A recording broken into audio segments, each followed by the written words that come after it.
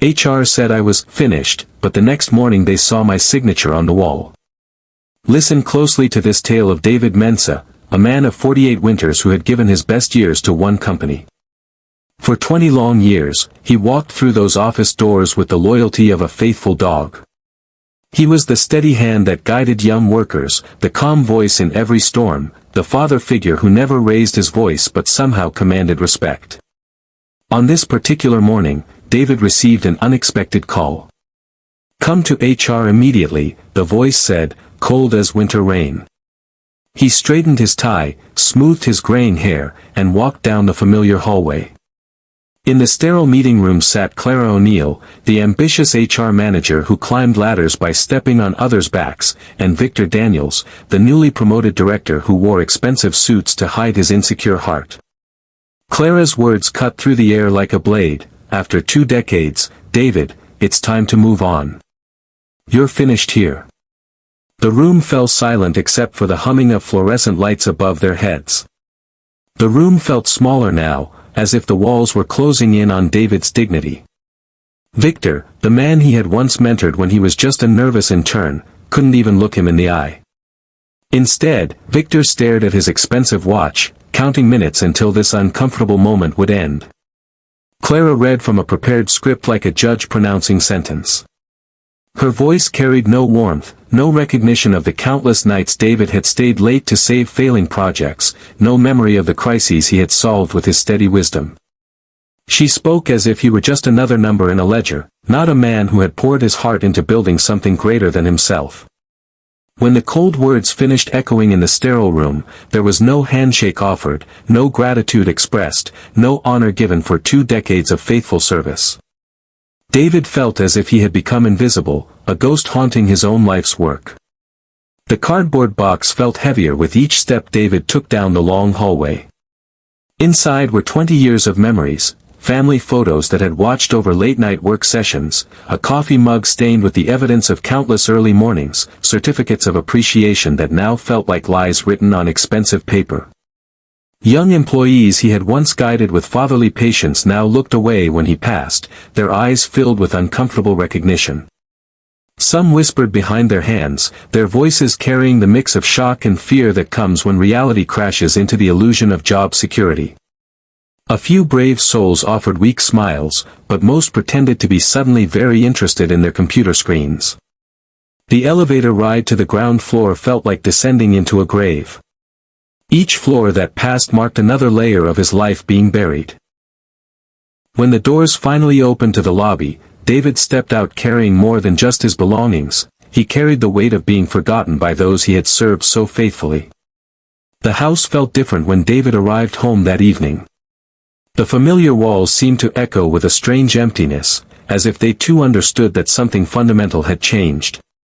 His wife, Sarah, tried to wrap him in comfort with gentle words and warm tea, but her efforts felt like bandages on a wound too deep to heal. David sat in his favorite chair, the one where he used to review project plans in the evenings, and stared into the gathering darkness outside their window. The silence stretched between them like a chasm neither knew how to cross. Finally, he spoke, his voice barely above a whisper. 20 years, Sarah. 20 years of my life, and they didn't even say thank you. His wife reached for his hand, but David felt as distant as the stars beginning to appear in the darkening sky.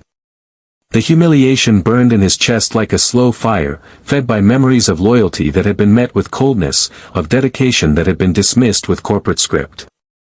Sleep would not come that night. David lay in bed as memories marched through his mind like an army of ghosts. He remembered the midnight phone calls when systems crashed, how he had rushed to the office in his pajamas under a coat to save critical deadlines. He recalled the weekends sacrificed, the family dinners missed, the birthdays postponed, all in service of a company that had just declared him finished. The fire in his chest began to burn brighter as he counted the projects he had rescued from disaster, the millions of dollars he had saved with his steady wisdom, the young careers he had shaped with patient guidance. Each memory added fuel to the growing flame of righteous anger that was slowly replacing the cold shock of betrayal. By dawn, David's eyes held a new light. Clara's words echoed in his mind, "You're finished here." But as the first rays of sunlight crept through his bedroom window, David whispered to himself with quiet determination, "Am I? We shall see about that." As David sat at his kitchen table with his morning coffee, a memory surfaced like a treasure rising from deep waters. The project that was about to make the company millions, their so-called crown jewel, had not been born in their sterile conference rooms or their expensive think tanks. It had been conceived right here, at this very table, during countless evenings when David worked on his own time, driven by passion rather than paychecks. The original blueprints, the first sketches, the breakthrough concepts that would soon make headlines, all of it had flowed from David's mind onto paper during personal hours, years before anyone else even understood its potential. He had nurtured this idea like a parent raises a child, feeding it with his own creativity and time. David walked to his home office and pulled out a thick folder from his filing cabinet. Inside were copies of everything, original designs dated and signed, early concepts sketched in his own handwriting, innovative solutions that had taken months of personal research to develop. A slow smile spread across his weathered face as he realized he held a weapon more powerful than any corporate sword. The devil, they say, lives in the details, and Clara had overlooked a very important devil indeed. David spread his employment contracts across his dining table like a detective examining evidence. His finger traced through the legal language until it stopped at one particular clause buried deep in the fine print. After 20 years of service, any terminated employee was entitled to a comprehensive 6-month severance package, complete with benefits and transition support. Clara, in her eagerness to push out the old guard, had violated the company's own policy. She had been so focused on making him disappear quickly that she had forgotten to do her own job properly. David leaned back in his chair and chuckled, the first genuine laughter he had felt since yesterday's humiliation. Clara had always prided herself on knowing every policy and procedure, yet she had stumbled over the most basic requirement. The irony tasted sweeter than his morning coffee. He carefully photocopied every relevant page, creating a paper trail that would soon become Clara's downfall. Sometimes the prey, David thought to himself, becomes the hunter when the predator gets careless. Michael Thompson had been David's closest friend during his early years at the company, back when they were both young men with big dreams and endless energy. Life had taken them in different directions. Michael had left to study law and now ran his own successful practice, but their friendship had remained strong through the decades. When David called that morning, Michael's familiar laugh filled the phone line. "David, my old friend. What brings you to call so early?" But the laughter died when David explained his situation. There was a pause, then Michael's voice returned with the sharp edge of a man who had spent years in courtrooms. "They did what?" Michael's tone grew dangerous. "David, they don't know who they're dealing with. You've got more ammunition than they realize." There was the sound of papers rustling. "Bring me everything, contracts, emails, project files. It's time these corporate bullies learned that wisdom comes with age, and so does the knowledge of how to fight back. Patience is a virtue that young people often lack, but David had learned its power through decades of experience. Instead of rushing into battle like a reckless warrior, he chose the path of the wise hunter, silent, careful, and utterly focused on his prey. While Clara and Victor celebrated their quick victory, David moved like a shadow through the digital archives of his own life's work. He quietly gathered evidence. Email chains showing his original ideas, timestamped documents proving his authorship, correspondence revealing how his concepts had been developed over years of personal investment.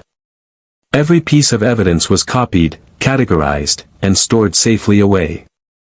David worked with the methodical precision of a master craftsman, building his case like an architect designs a cathedral, every detail planned, every weakness reinforced, every strength highlighted. His wife watched him work with growing admiration. This was not the broken man who had come home yesterday carrying a cardboard box of defeat. This was the David she had married, strategic, determined, and absolutely unstoppable when he set his mind to justice. The modern world loves its digital announcements, and LinkedIn became David's window into his former company's celebration of victory. There it was, splashed across his screen in bold corporate colors, the announcement of their revolutionary new project, the same one that had been born at David's kitchen table years ago. Victor's smiling face dominated the promotional image, his expensive suit and practiced smile projecting confidence to potential investors. The description painted him as a visionary leader, the brilliant mind behind this groundbreaking innovation. Reading the lies, David felt no anger, only the quiet satisfaction of a chess master watching his opponent make a fatal move. Comments poured in from industry leaders praising Victor's innovative thinking and game-changing vision. If only they knew, David thought, that they were applauding a thief who had stolen credit from a man they had declared finished.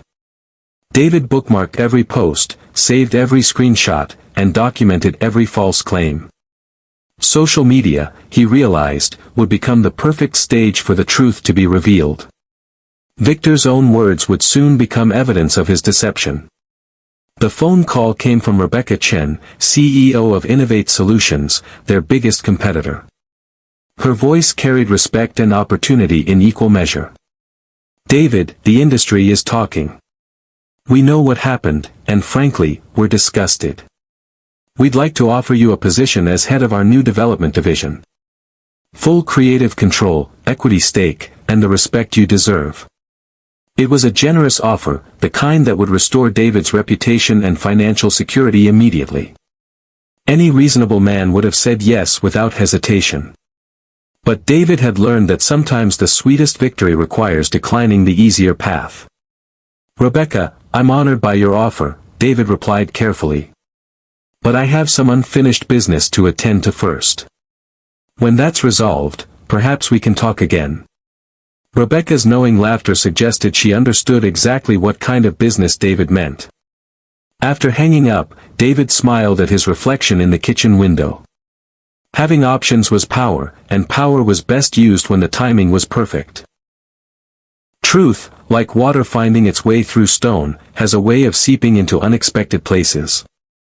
David had not spoken publicly about his situation, but the corporate world is smaller than most people realize, and whispers travel faster than official announcements. Former colleagues began reaching out through private messages and quiet phone calls. "David," they would say, "we always knew that project had your fingerprints all over it." Others were more direct. "Everyone remembers when you first presented those ideas in the old conference room. Victor was just an intern taking notes." The whispers grew into conversations, and conversations began forming a network of truth that spread through the industry like ripples in a pond. People who had worked with David for years, who had seen his mind at work on countless problems, began connecting dots that Clara and Victor had hoped would remain unconnected. David neither encouraged nor discouraged these conversations. He simply remained available when old friends wanted to share their memories and observations. Sometimes the most powerful weapon is simply allowing truth to find its own path. Victor began calling Clara at all hours, his voice tight with growing anxiety. "Are we completely covered legally? He can't come back at us, right? I mean, he signed the termination papers." The confident director who had avoided David's eyes during the firing was now pacing his office like a caged animal. Clara, still intoxicated by her perceived victory, waved away Victor's concerns with arrogant dismissal.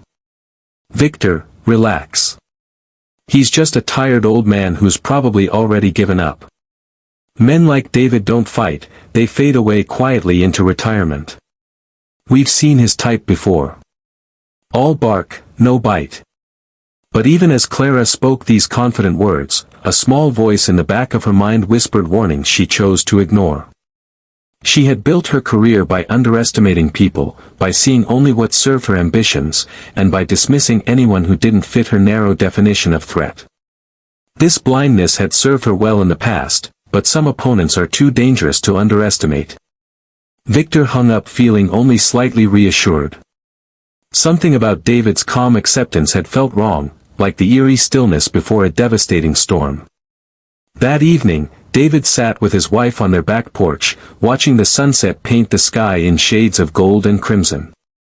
Sarah had seen him weather many storms over their decades together, but something about his current calmness intrigued her more than his earlier anger had worried her. "They think I'm too old to fight," David said, his voice carrying the weight of hard-earned wisdom. "They've forgotten something important about age and experience." He turned to look at his wife, and she saw something in his eyes that made her smile, the same quiet fire that had first attracted her to him all those years ago. "What's that?" she asked, already knowing the answer would be worth remembering. David's smile was gentle but carried an edge sharp as a blade. "An old lion doesn't roar often, Sarah. He conserves his energy, watches patiently, and chooses his moments carefully. But when he finally does roar, the entire jungle stops to listen, and everything trembles." Sarah reached for his hand, feeling proud to be married to such a lion. David's next moves were executed with the precision of a surgeon and the stealth of a midnight hunter. He quietly filed paperwork with the patent office, registering the intellectual property rights to his original designs, rights that belonged to him since the work had been completed on his personal time with his own resources. He submitted applications for trademark protection on key concepts and processes that were integral to the project. Each form was filled out meticulously, each date carefully documented, each signature notarized with official stamps that would hold up in any court of law. The beauty of the legal system, David had learned from Michael, was that it favored the prepared and the patient. While Victor basked in stolen glory and Clara celebrated her ruthless efficiency, David was quietly building an impenetrable legal fortress around his intellectual property.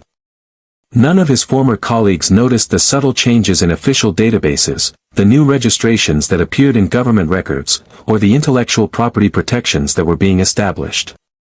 They were too busy planning their victory celebration to notice the legal ground shifting beneath their feet. The company buzzed with the electricity of anticipated triumph. Invitations had been sent to investors, journalists, and industry leaders for the grand unveiling of their revolutionary project. The venue was booked, the presentation polished, and the media attention guaranteed. Clara walked through the office with the satisfaction of a general surveying her conquered territory. She had successfully removed the dead weight and positioned the company for its greatest success. Victor practiced his speech in front of the mirror, preparing to receive accolades for vision and leadership. The marketing team worked overtime preparing materials that painted Victor as a brilliant innovator and the company as a forward-thinking pioneer. Press releases were drafted, social media campaigns launched, and promotional videos produced featuring Victor's confident explanations of his groundbreaking concepts. Neither Clara nor Victor paid attention to the quiet tension among longtime employees, many of whom remembered exactly whose ideas were about to be unveiled. The celebration was planned, but some of the guests harbored uncomfortable truths that threatened to spoil the party. Morning came with the promise of corporate glory, but it delivered something entirely different. The grand presentation hall had been transformed into a shrine of ambition, complete with massive screens, polished podiums, and an audience of the industry's most influential figures. But as the lights dimmed and the first projection flickered to life, something went terribly wrong for Clara and Victor. Instead of their carefully crafted presentation, bold letters appeared across the wall in text so large that everyone in the room could read it clearly: Original Design and Concept, David Mensah, 2003. The collective gasp that rose from the audience sounded like air being sucked from the room. Investors looked confused, journalists began scribbling notes, and employees exchanged knowing glances. Clara felt her heart stop as she realized her perfectly planned celebration had become her public execution. The signature on the wall hung there like an accusation, impossible to ignore, undeniably official, and absolutely devastating to everything they had built their lives upon. The media moved like sharks detecting blood in corporate waters. Within minutes, phones were buzzing with questions that cut through the morning air like knives. Who is David Mensah? Why is his name on this project? Where is he now? Journalists who had come to cover a product launch had suddenly discovered a much more interesting story about corporate deception. Long-time employees found themselves surrounded by reporters eager for background information. "Wasn't he just fired yesterday?" someone whispered. "I thought Victor created all this," another voice added with growing confusion. The whispers grew into conversations, conversations into interviews, and interviews into an avalanche of truth. Clara stood frozen at the side of the hall, watching her carefully constructed narrative crumble like a house of cards in a hurricane. Her face drained of color as she realized that the harmless old man she had dismissed had just exposed her and Victor to the entire industry. Victor tried to take control of the situation, stepping to the microphone with the desperate confidence of a drowning man reaching for driftwood. But every word he spoke only made the questions grow louder and the truth more obvious. The sound of expensive leather shoes on marble floors announced the arrival of David's legal representation. Michael Thompson entered the presentation hall with the commanding presence of a man who held all the winning cards, carrying a briefcase that contained the future of everyone in the room. Behind him walked two associates and a court official bearing papers that would change everything. The legal injunction was clear and uncompromising. The project could not proceed, no agreements could be signed, and no claims of ownership could be made until David Mensah's intellectual property rights were properly acknowledged and legally resolved. Investors who had come ready to write checks instead found themselves heading for the exits. $1 million deals evaporated like morning mist as the legal implications became clear. The company's stock price, visible on phones throughout the room, began its devastating descent in real time.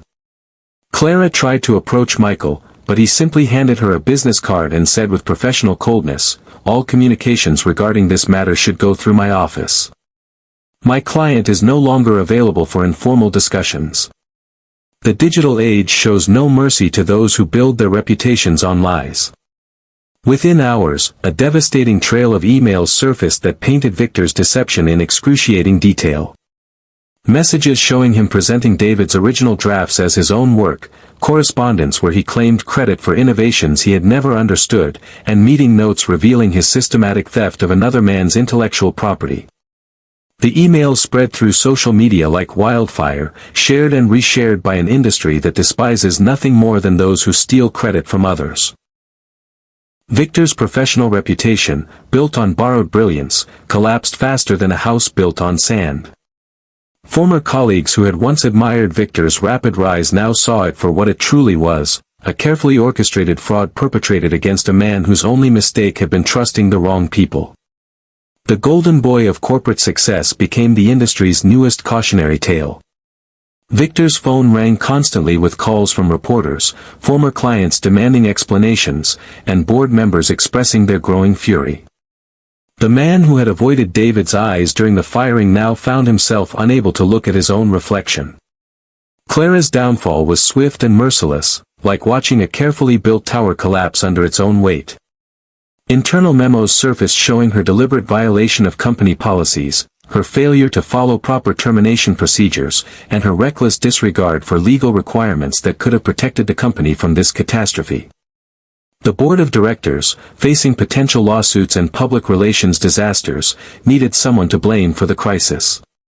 Clara, who had built her career by throwing others under corporate buses, now found herself lying beneath the wheels of one.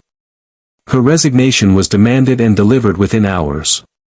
The woman who had coldly declared David finished now faced the same fate she had gleefully inflicted on others. But unlike David, Clara's termination came with no dignity, no respect, and no chance for redemption. Colleagues who had once feared Clara's ambition now whispered about her spectacular fall. The office that had once buzzed with respect for her ruthless efficiency now echoed with gossip about her professional suicide and the justice of seeing a bully finally face consequences. The phone call came to David's home at 7 in the evening, when the dinner dishes were being cleared and the reality of corporate catastrophe was finally sinking into Victor's consciousness. His voice carried the desperation of a drowning man begging for rescue from the very person he had helped destroy. "David, please," Victor's voice cracked with emotion. "Help us fix this mess. We can make this right. We'll pay you whatever you want, give you whatever title you demand, restore your position with full honors. Just please, help us stop this disaster." David listened patiently to the begging, remembering the way Victor had avoided his eyes during the firing, how he had sat silently while Clara delivered her cold dismissal. When Victor finally finished his desperate plea, David's response was delivered with the calm precision of a man who had planned this moment perfectly. "Victor," David said softly, "I seem to remember someone telling me I was finished." Perhaps you should call someone who isn't finished to help you with your problem. The rival company that had courted David earlier now welcomed him with the red carpet treatment reserved for conquering heroes. Rebecca Chen personally escorted him through offices that buzzed with excitement about landing the industry's most talked-about talent, the man who had single-handedly exposed corporate fraud and reclaimed his stolen legacy. The contract was everything David could have hoped for: full creative control, generous equity stake, recognition as the original innovator, and most importantly, the respect that had been denied to him by his former employers. The press release announcing his hiring made headlines across industry publications and social media platforms. David's new office came with a view of his old company's building across the city skyline. Sometimes, he could see the floors where he had once worked so loyally, where his ideas had been stolen, and where justice had finally been served. The irony was as satisfying as the view was beautiful. Within weeks, David was leading development of the project that had been taken from him, but now it would be built properly, with full recognition of its true creator and with the resources to reach its complete potential. Corporate justice can be swift and merciless when the truth finally emerges. Victor found himself demoted to a position barely above where he had started, his reputation in ruins and his future prospects dimmed by the shadow of his exposed deception. Clara disappeared from the industry entirely, her name now synonymous with the dangers of corporate overreach and professional arrogance. The company's stock price plummeted as investors fled and clients canceled contracts. Board meetings became exercises in damage control as executives tried to salvage what remained of their credibility. The offices that had once hummed with confidence now echoed with the whispers of employees updating their resumes and planning their escapes. Throughout the corporate corridors, a new legend was born, the story of David Mensah, the quiet man who had seemed defeated but had possessed the wisdom and patience to orchestrate the perfect reversal of fortune. Employees began referring to that fateful day as the morning the old lion roared, and the phrase spread throughout the industry like folklore. Young professionals began learning David's name as a reminder that experience and wisdom should never be underestimated, and that treating people with disrespect can lead to consequences beyond imagination. David now sat in his new corner office, looking out at a cityscape that seemed brighter and more promising than it had in years. His name was displayed prominently on the door, not just as an employee, but as Senior Innovation Director and founding partner of the Intellectual Property Division.